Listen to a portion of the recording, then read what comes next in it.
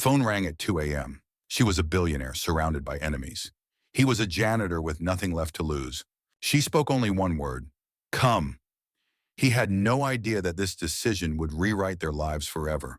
The night was heavy, the kind that pressed down on the world until even silence felt suffocating. Lucas Reed, a 31-year-old single father, stirred in his small apartment on the edge of the city. He had worked late shifts before, but tonight he had managed to fall asleep early. His 5-year-old daughter Lily curled up beside him with her stuffed rabbit. The shrill, sudden ring of his phone at 2 o'clock in the morning cut through the stillness like a blade. For a moment he thought it was some kind of dream, his tired mind playing tricks on him. But when he opened his eyes, the phone screen glowed insistently in the darkness. The number on the display startled him. It wasn't a friend or a hospital or even his boss from the cleaning company. It was the private line of the Hale estate, the mansion where he worked as a janitor 3 nights a week. His first thought was that something must have broken. Maybe a pipe, maybe an alarm. But the time made no sense. He hesitated, his heart pounding, debating whether to answer. Finally, he swiped the screen and brought the phone to his ear. "Hello?" His voice was low, careful not to wake Lily. On the other end came a voice he recognized instantly, though he had never heard it sound like this before.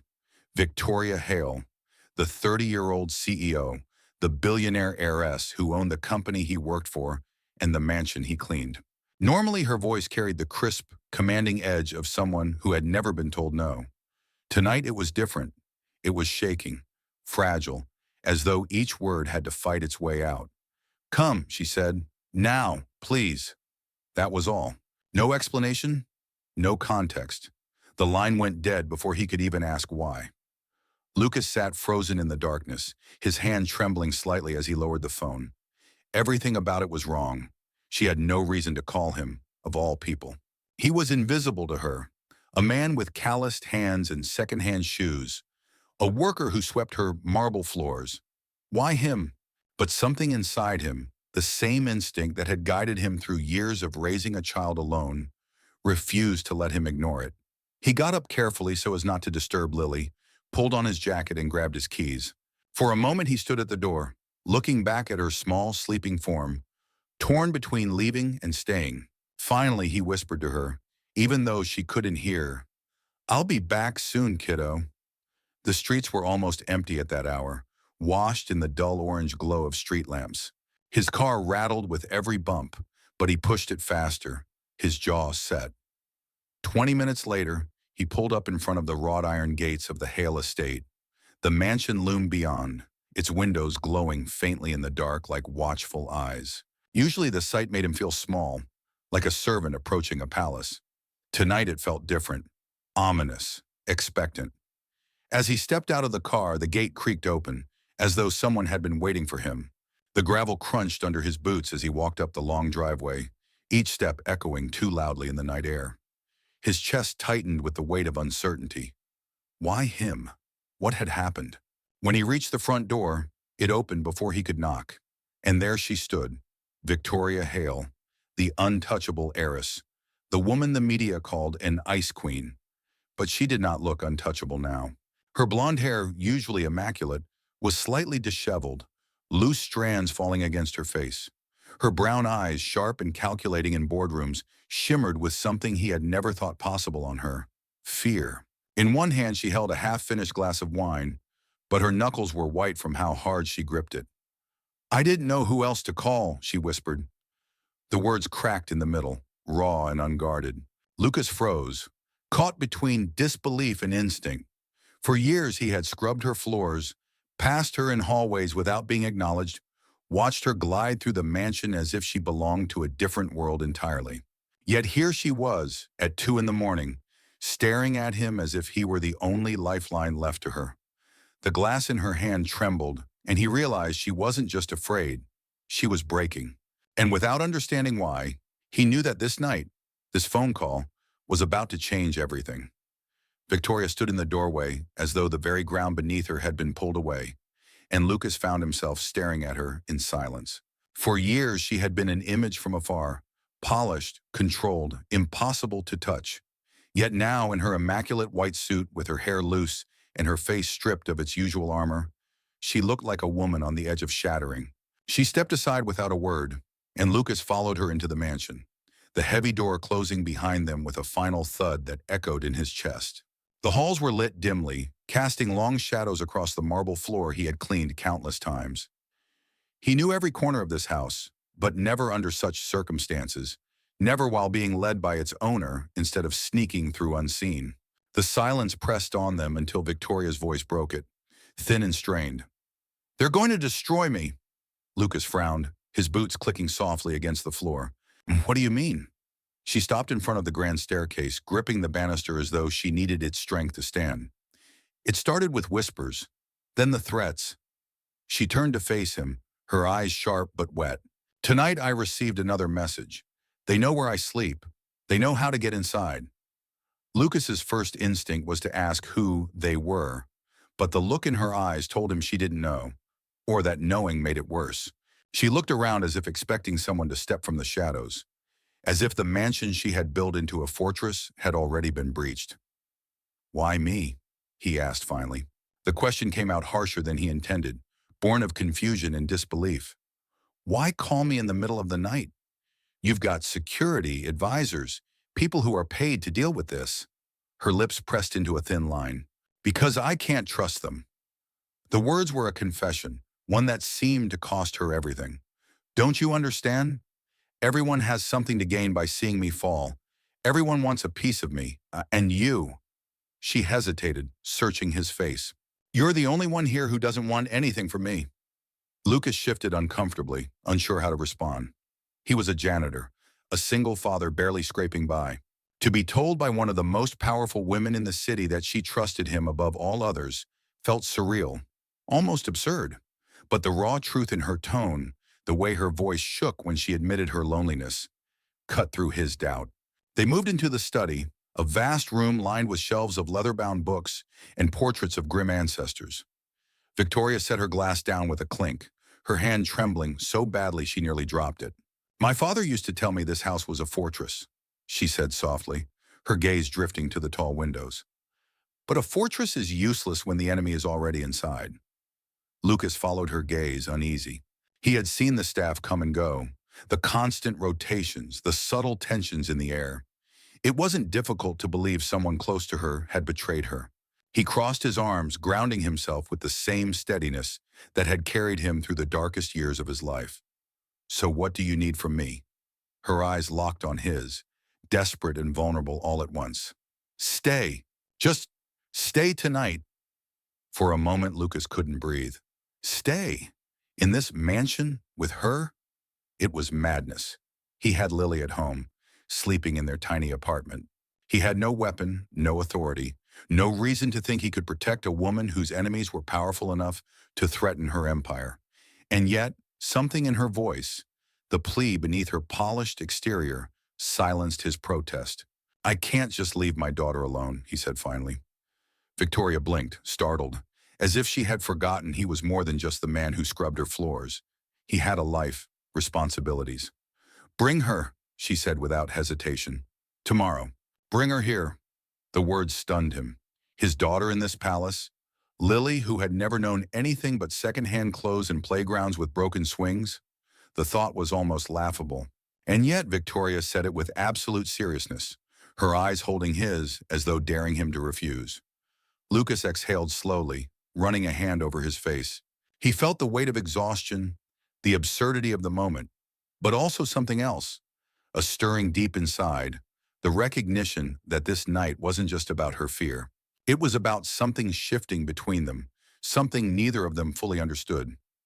He nodded once, a decision settling like stone in his chest. "I'll stay."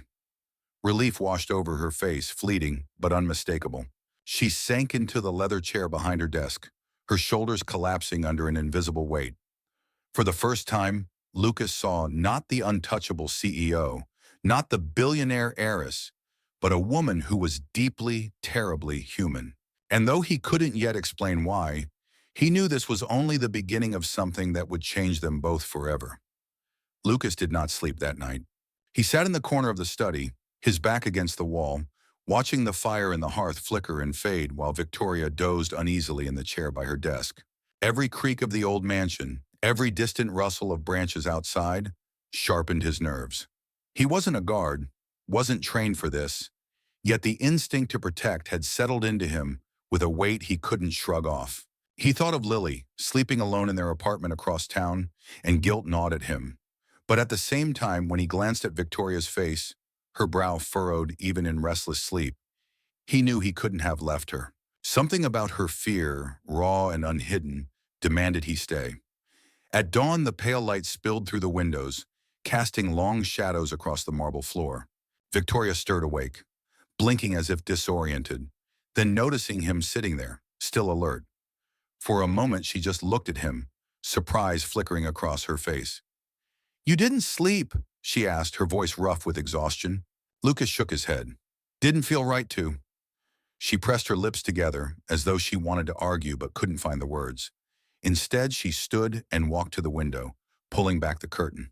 Outside, the estate's gardens stretched out in perfect symmetry, manicured hedges and marble fountains glistening in the early light. "When I was a child, I thought this place was magic," she said softly, "like nothing bad could touch us here. But magic fades. All that's left is stone and glass, and neither of those protect you from betrayal." Lucas studied her, seeing not the polished figure the world knew, but the trace of a girl who had once believed in safety. He rubbed his hands together, rough from years of hard work, and said quietly, "Stone doesn't protect people. People protect people." Her head turned sharply, her eyes meeting his. Something unreadable flashed in them before she looked away again. "You talk like it's simple." "It is simple," he said. "Doesn't mean it's easy." She didn't answer, but he could see the words lingered with her. Later that morning, Lucas drove back to his apartment to fetch Lily. His heart pounded as he lifted her from bed, her small arms wrapping around his neck, her hair warm from sleep. She blinked at him curiously. "Papa, where are we going?" "To work," he told her, strapping her into the back seat. "But a different kind of work today." When they arrived at the mansion, Lily's eyes widened in wonder. The massive gates, the sweeping driveway, the towering white walls. It was a world she had only seen in picture books. She pressed her face to the window, whispering, "It's a castle." Victoria met them in the foyer, her white suit traded for a softer blouse and trousers. When Lily hid shyly behind her father's leg, Victoria crouched down, her gaze softening. "Hello, Lily," she said gently. "You can call me Victoria. Would you like some breakfast?" Lily peeked out, clutching her stuffed rabbit. "Do you have pancakes?" Victoria's lips curved into the faintest smile. "I think we can make that happen." Lucas watched astonished as his daughter allowed herself to be led toward the kitchen by the woman who hours before had been trembling with fear.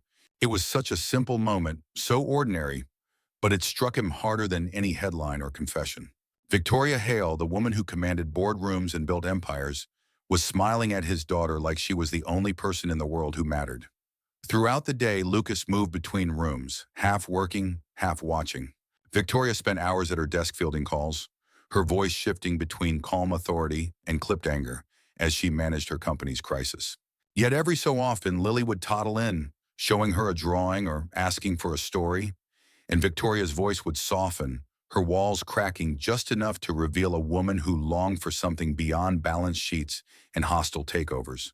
That night, after Lily had fallen asleep in a guest room, Lucas found Victoria in the library. She was sitting by the fire again, but this time she wasn't drinking. She was staring into the flames, her arms wrapped around herself. When he entered, she looked up at him with an expression that startled him, raw, unguarded. "You asked me why I called you," she said suddenly. "The truth is, I didn't know who else to call because there is no one else. My boardroom is full of rivals. My staff serve because they're paid to.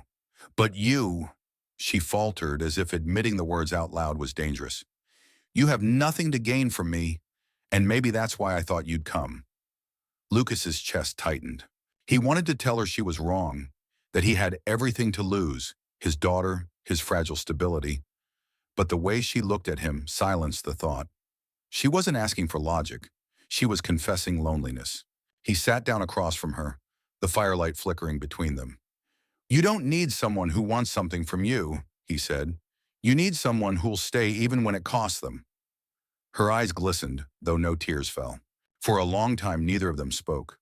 the silence filled only by the crackle of flames. And though nothing was said aloud, Lucas knew that something had shifted again, that invisible line between worlds bending, pulling them closer.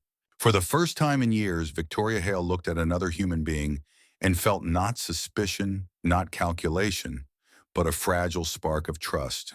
And for Lucas, sitting across from her in the dim glow of the fire, the mansion no longer felt like a place where he didn't belong. It felt like the beginning of something he couldn't yet name, but something he knew would change both of their lives forever. The fourth night in the mansion was heavier than the ones before, and Lucas felt it the moment the sun set behind the tall iron gates. The air seemed charged, as though the estate itself anticipated something to happen.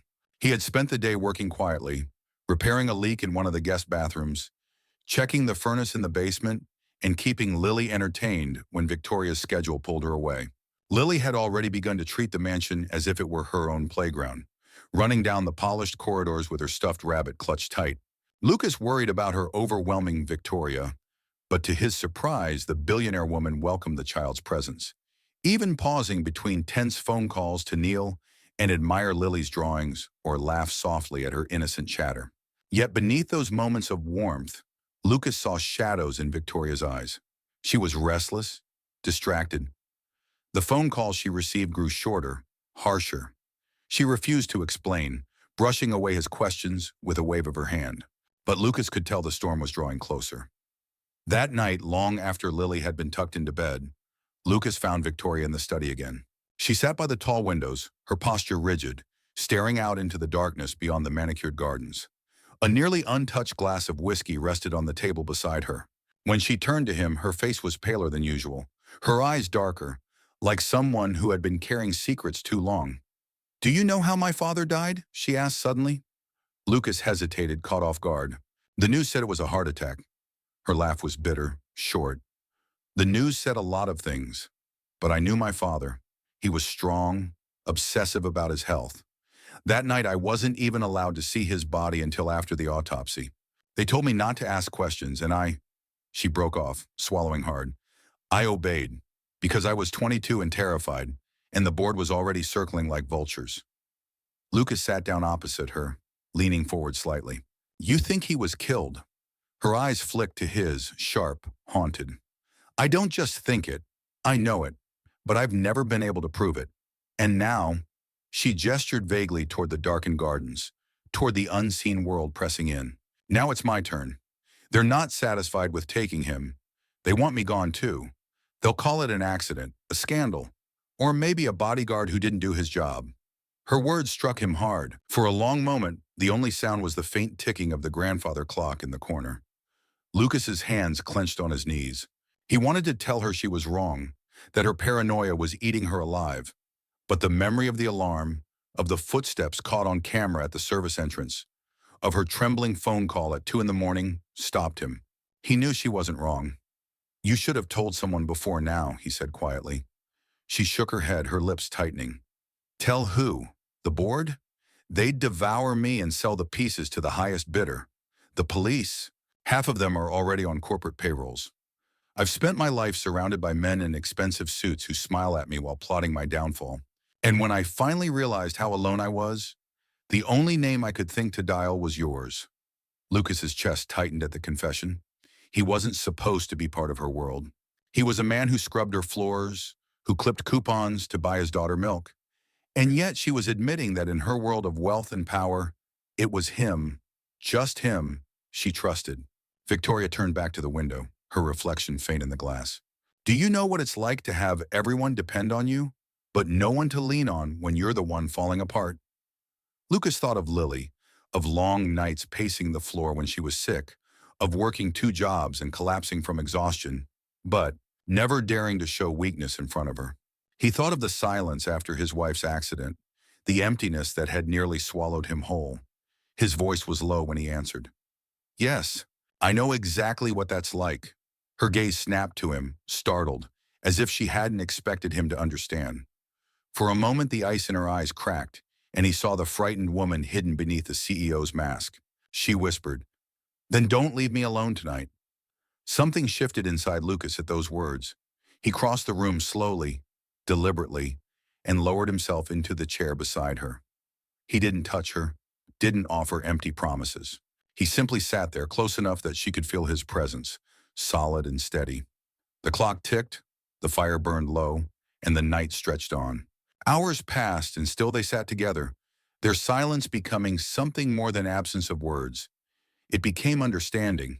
It became a fragile bond forged in the rawness of shared vulnerability. For the first time since his wife's death, Lucas felt the walls he had built begin to soften. And for the first time since her father's, Victoria allowed herself to lean, just slightly, against another human being. When dawn came, pale light spilling across the study, Victoria had fallen asleep, her head tilted toward his shoulder. Lucas did not move. He only stared out the window, his eyes sharp, his mind alert, and his body unmoving, as if he could keep the world at bay just by staying awake. And in that quiet morning, Lucas Reed, once invisible, overlooked, became the single line of defense for a woman who had everything yet nothing at all. The morning after Victoria had fallen asleep on his shoulder, Lucas felt the shift in the air before him. He even opened his eyes. The mansion was too quiet. Not the calm quiet of wealth and order, but the kind of stillness that carried tension, like the silence in a forest just before a predator moves. He had stayed awake most of the night, dozing only when dawn crept through the high windows. Now, as the sun rose higher, he listened carefully, footsteps echoing faintly down the long, marble corridors, hushed voices from the staff, the distant hum of phones ringing in rooms where business never slept. Victoria stirred from her chair slowly, her expression soft and disoriented, before the mask of composure slid back into place. She sat upright, smoothing her hair with trembling fingers, clearly aware of how exposed she had been the night before. For a brief second, embarrassment flickered across her face, but it was quickly replaced with that familiar steel. "Thank you," she said, her tone clipped, as though gratitude itself was a risk. Lucas only nodded. He didn't need her thanks. He needed to know what was coming. By mid-morning, the mansion was swarming. Two men in sharp suits arrived, claiming to be from a private security firm, hired to reinforce protection around the property. Lucas watched them closely from the top of the stairs as they moved through the house. Their steps were too measured, their eyes too calculating. They weren't here to guard. They were casing the place. He could see it in the way they scanned doorframes, the way one of them lingered near the panel that controlled the alarm system. Victoria greeted them in the grand foyer, her polite smile tight, her body language betraying unease. When Lucas descended the staircase, her eyes darted to him almost instinctively, as though grounding herself. He stepped closer, lowering his voice so only she could hear. "These men aren't here to protect you. They're here to study you." Her jaw clenched. "I can't send them away. If they're connected to the board, rejecting them outright will make me look paranoid." "Weak. Better paranoid than dead," Lucas muttered. The words hung heavy between them, but she didn't disagree. Instead, she instructed one of her assistants to escort the men to review the perimeter, buying herself a few moments of space. When they were gone, she turned to Lucas, her mask cracking just enough to reveal the strain underneath. "I hate this. I hate not knowing who's friend or foe. Every room feels like a trap. Every voice feels like a lie." Lucas studied her, her perfect white suit and her immaculate posture failing to hide the truth. She was unraveling, and she had no one else to hold the threads together. "Then trust me to watch," he said firmly. "I've got nothing to gain and nothing to lose. That's why they'll never expect me." Her eyes softened, just for a moment. She nodded once, a quiet acknowledgement of the bond forming between them. But the test of that bond came sooner than either of them expected. That evening, as the household settled into uneasy quiet, the alarm blared through the mansion. The sound was piercing, echoing through every hallway, every chamber. Staff scrambled, shouts filled the air. Lucas was already moving before he thought about it, running toward the source of the breach. At the service entrance near the kitchen, the lock was forced. A shadow darted away into the night, too quick to catch, but not before Lucas caught a glimpse. A tall figure, dressed in black, slipping through the hedges with practiced ease. He chased as far as the courtyard before stopping, his instincts telling him that pursuit was pointless and dangerous. Whoever had come wasn't here to steal silverware. They had been testing the defenses. When he returned, Victoria was in the foyer, pale but standing tall, demanding answers from her staff. Her eyes locked onto Lucas the moment he appeared, her relief visible in the way her shoulders dropped just slightly. "What did you see?" "Not much," he admitted, still catching his breath. "But enough to know this wasn't random. They knew exactly where to go. They wanted you to hear the alarm, to know they can reach you anytime they want." A murmur of fear swept through the gathered servants. Victoria dismissed them sharply, her gaze never leaving Lucas. When the two of them were alone, she exhaled shakily. "So it begins," she whispered. Lucas stepped closer, his voice steady. "It's already begun. They're tightening the noose. You can either wait for it or we fight back." Her eyes narrowed. "And how does a janitor propose we fight back against people who kill without leaving fingerprints?" Lucas leaned in, his tone low but unyielding. "By not playing their game. They expect you to rely on the same guards, the same advisors, the same people who are already compromised. But me?" He shrugged. "I'm invisible to them, which means I can see what they don't want you to." Victoria stared at him, torn between disbelief and something she didn't want to name. For years she had been surrounded by powerful men who promised protection, only to betray her when the moment suited them. Now, standing in front of her, was a man with no power, no wealth, no influence. And yet she believed him more than she had ever believed anyone else. The night ended with them sitting once again in the study, the fire casting shadows across their faces. Lily slept upstairs untouched by the danger, her small breaths steady in the quiet. Victoria spoke softly, almost to herself. "All my life I've been told power is safety, that if I built enough walls, if I gathered enough influence, no one could touch me. But tonight, all of that feels worthless." Lucas looked at her, his voice calm but firm. "Power doesn't keep you safe.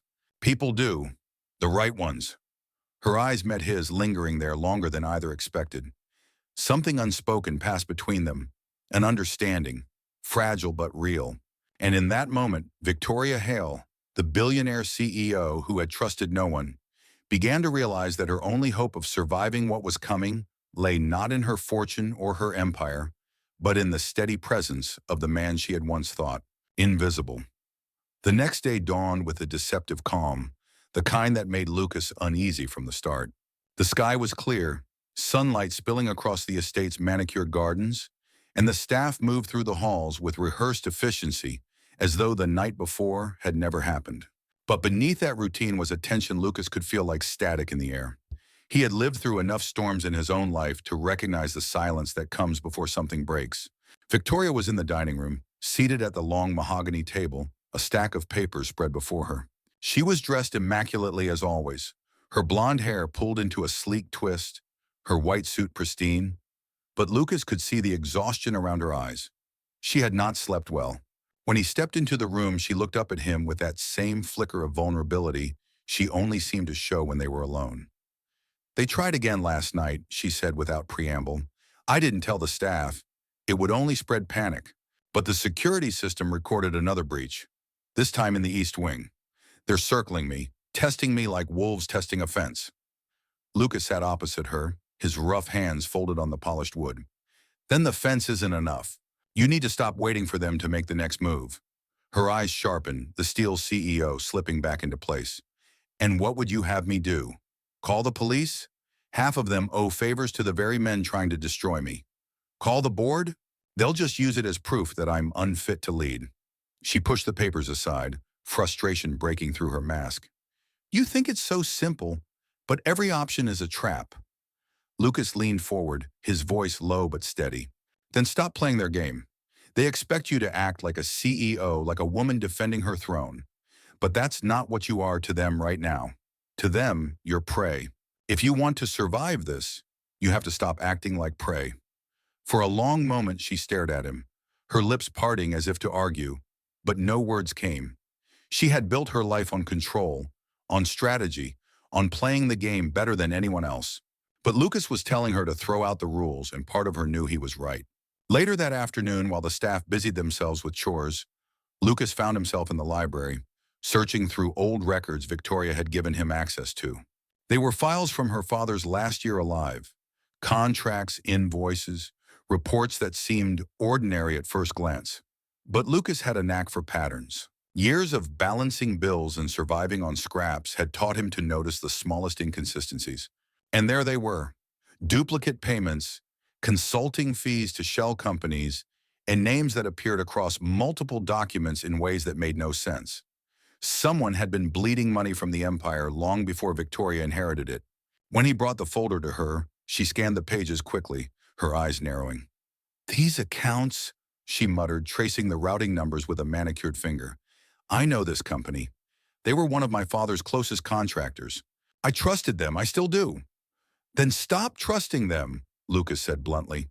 "These people were feeding off your father, and now they're circling you. That's why you feel surrounded. Because you are." She dropped the papers onto the desk, her breath uneven. "Do you realize what this means? If I expose them, if I go public, it won't just be one man. It'll be half the board. Men who built this company with my father. Men who hold the stock that keeps me in this chair." Lucas looked at her, his expression firm. "So you have a choice. Protect your empire or protect yourself. Which one matters more?" Her gaze snapped to him, fire flashing in her eyes. "Don't you dare think it's that easy. This empire is all I have. Without it, I'm nothing." The words hung in the air, sharp and bitter. But even as she said them, Lucas saw the crack in her voice. He stood, his shadow stretching across the desk, and spoke quietly but with conviction. "That's not true. You're more than the money, more than the title. And if you can't see that, then maybe that's why they've been able to hurt you. Because you don't know what you're worth without the empire." Her lips trembled, her eyes glistening, though no tears fell. For a moment she looked like she might break entirely. Then with a shuddering breath she whispered, "And what do you think I'm worth, Lucas?" The question caught him off guard, heavier than any threat or danger they faced.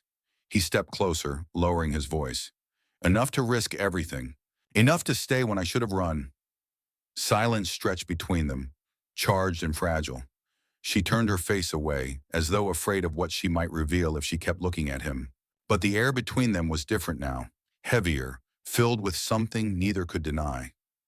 That night, after Lily had fallen asleep in her borrowed bed upstairs, Victoria found Lucas in the garden, standing watch beneath the stars. She approached quietly, her heels crunching softly against the gravel. "You're right," she admitted, her voice barely more than a whisper. "I can't keep pretending this house, this empire, is a fortress. It isn't. But you make me feel like it could be." He turned to her, the moonlight casting shadows across his face. For once, he didn't have an answer, didn't know how to untangle the knot forming between them. But when she stepped closer, close enough that he could see the faint tremor in her hands, he didn't move away. The night stretched on, and for the first time in years, Victoria Hale, the woman who commanded rooms and silenced board members, allowed herself to stand quietly beside someone, not as a CEO or an heiress, but as a woman who no longer wanted to face the darkness alone. The seventh night in the mansion was not marked by alarms or intruders, but by something far more disquieting, an uneasy quiet that pressed into every corner of the estate. The staff moved with nervous energy, whispering when they thought no one could hear, their eyes darting toward Victoria whenever she entered a room. The sense of control she had always carried, the aura of a woman untouchable, was slipping. Lucas could see it in the way people avoided her gaze, in the way the walls themselves seemed to listen. That evening, after another tense day of boardroom calls and hushed conversations with lawyers, Victoria retreated to the study, but this time she did not close the door. Lucas found her there, standing by the fire, one hand resting on the mantel, the other clutching a thin envelope. Her face was pale, her lips pressed into a line. When he stepped closer, she held the envelope out to him. "It came this morning," she said. Inside was a single sheet of paper, typed with deliberate simplicity. "You can run the empire, but you can't outlive it. Your father thought the same." At the bottom was no signature, no mark, only a smudge of black ink. Lucas felt his chest tighten as he read it, his jaw clenching. He had seen enough threats in his life to know this was not a bluff. It was a promise.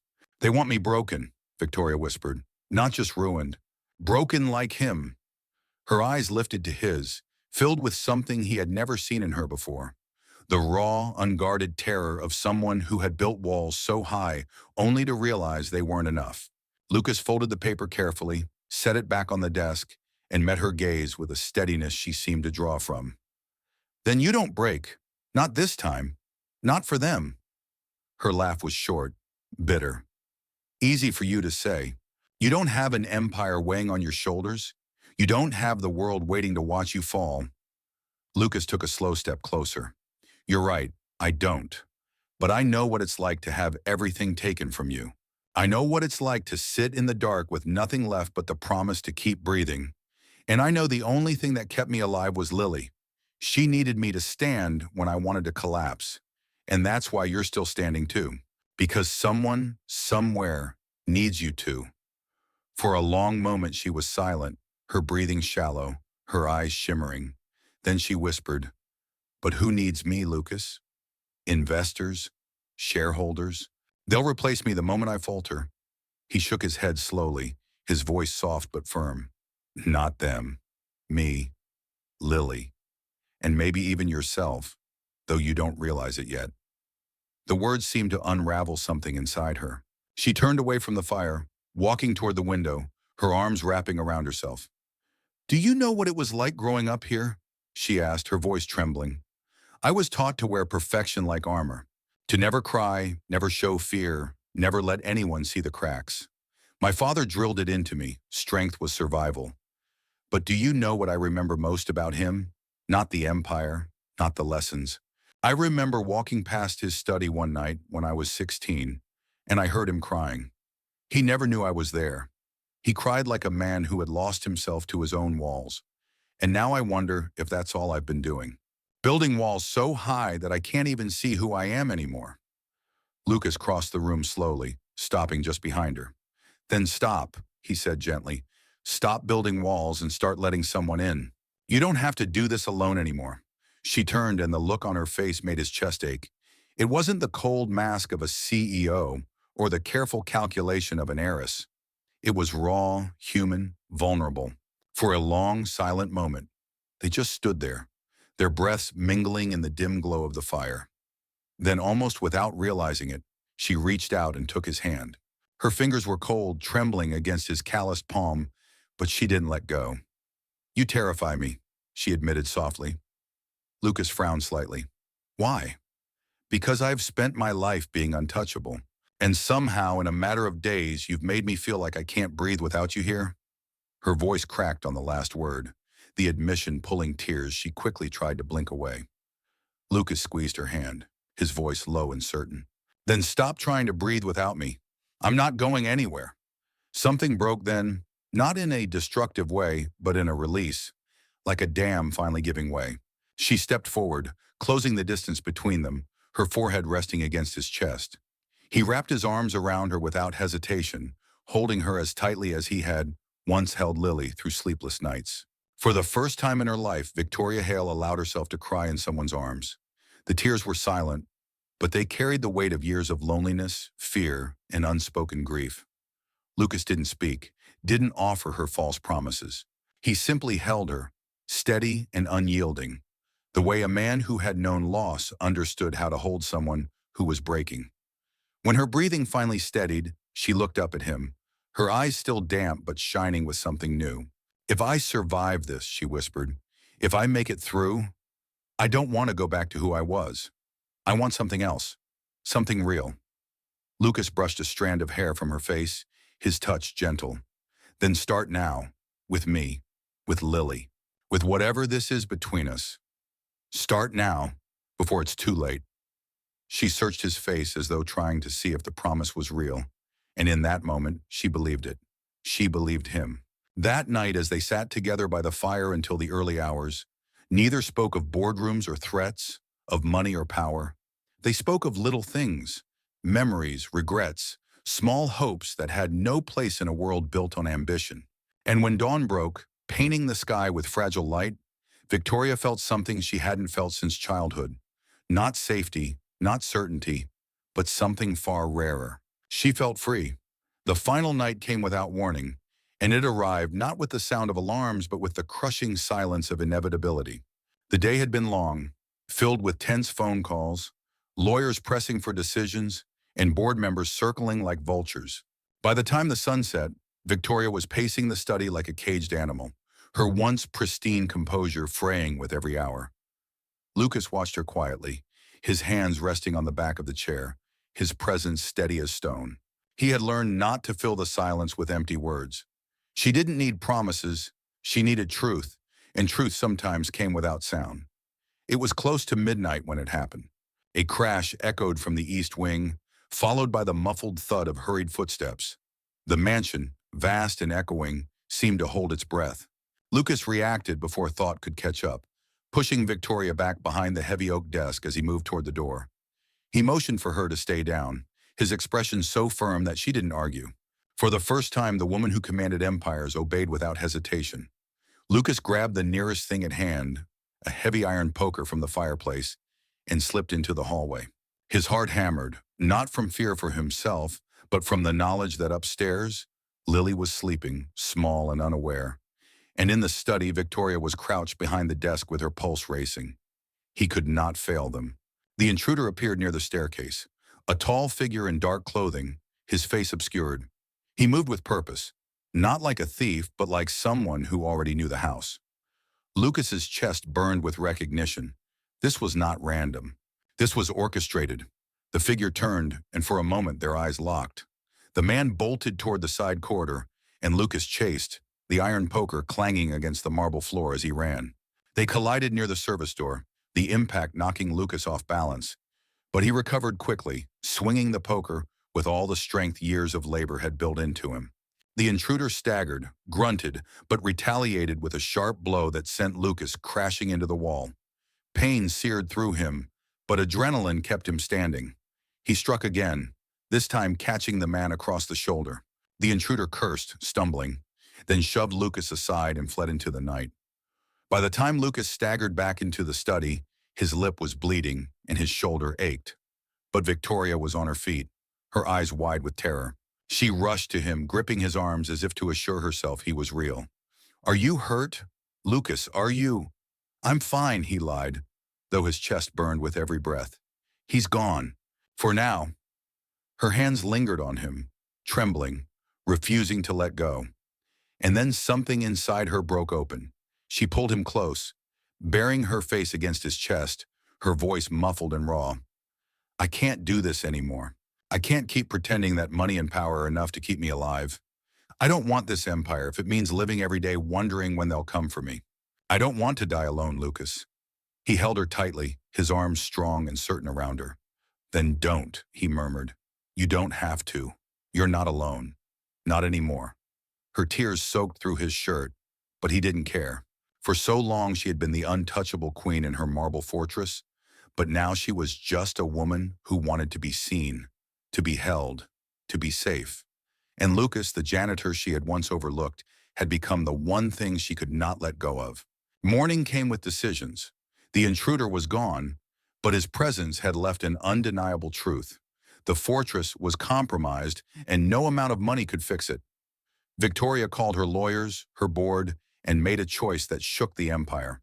She announced she would step down as CEO, not out of weakness, but to cut the strings of those who thought they owned her. The board erupted in fury, but the public, watching the woman who had always been untouchable finally admit her humanity, responded with something she had never expected: respect. For Lucas, the change was simpler but far more profound. That night, after the press conferences and phone calls, after the shouting and the chaos, he returned to the quiet garden with Lily at his side. Victoria followed, her hair loose, her white suit traded for something soft and unguarded. She stood before him, her eyes glistening, and for once there was no mask at all. "I asked you to stay one night," she said, her voice low, "and you did. But now I'm asking you to stay forever. Not because I'm afraid, not because I need saving, but because I don't know how to live without you anymore." Lucas looked at her, at the woman who had once been nothing more than a distant figure in power, and saw the truth in her eyes. He thought of Lily, who had grown to adore her. He thought of the nights spent awake by the fire, of the battles fought not with weapons but with trust. And he knew his answer without doubt. "I already have," he said simply. She stepped into his arms then, her lips finding his in a kiss that was not born of desperation, but of choice. of two lives colliding in the wreckage of fear and finding something stronger. Lily clapped her small hands and giggled, oblivious to the weight of the moment. But to Lucas and Victoria, it was everything. The empire would go on without her. The headlines would fade. The world would continue to spin. But in that quiet garden, in the glow of the first fragile rays of dawn, a new life began. Victoria Hale, once the untouchable CEO, found her greatest wealth not in power or money, but in the family she had been too blind to see she needed. And Lucas Reed, the janitor no one noticed, became the man who saved her, not just from her enemies, but from herself. My view on the ending of the story is that it strikes with both tenderness and weight. What begins as a desperate midnight call from a woman who seemingly has everything but is trapped in fear evolves into a journey where power and money are stripped away to reveal the raw humanity beneath. The most moving part, for me, is not the danger or even the betrayal she faces.